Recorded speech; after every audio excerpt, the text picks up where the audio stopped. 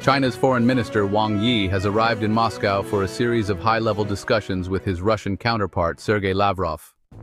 The two diplomats are scheduled to meet on Tuesday, April 1st, and the agenda is expected to encompass a range of topics, including strategic cooperation and pressing international issues, as indicated by officials from the Chinese government. This visit occurs shortly after Ukraine and Russia tentatively agreed to a limited ceasefire, following discussions with U.S. President Donald Trump. However, the optimism surrounding this potential truce is clouded by significant uncertainties regarding its implementation, duration, and overall scope. Trump, who has played a pivotal role in facilitating recent dialogues between Ukrainian President Volodymyr Zelensky and Russian President Vladimir Putin, expressed a critical viewpoint on Sunday regarding the state of affairs. He remarked on the tremendous hatred that exists between Zelensky and Putin, revealing his personal frustration that Putin had questioned Zelensky's credibility.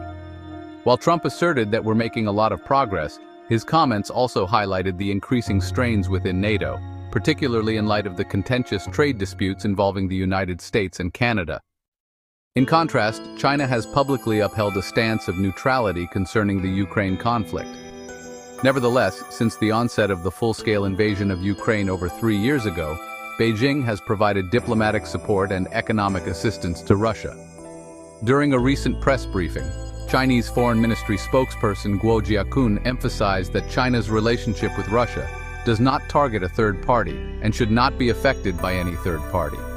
He reiterated China's belief that dialogue and negotiation are the only viable way out of the crisis.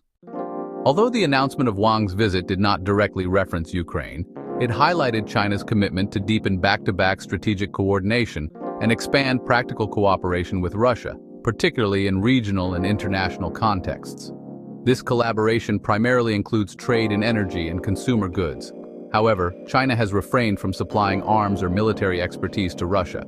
Instead, Beijing has offered a vague peace proposal that analysts have broadly dismissed as lacking substance.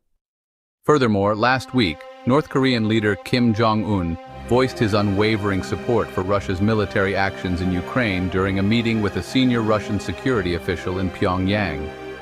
This development follows intelligence reports from South Korea in February, which indicated that North Korea had dispatched additional troops to Russia in response to considerable casualties sustained by Russian forces. Overall, Wang Yi's visit to Moscow underscores the complex geopolitical dynamics at play, as China seeks to solidify its partnership with Russia amidst a backdrop of escalating tensions and uncertainty in Eastern Europe.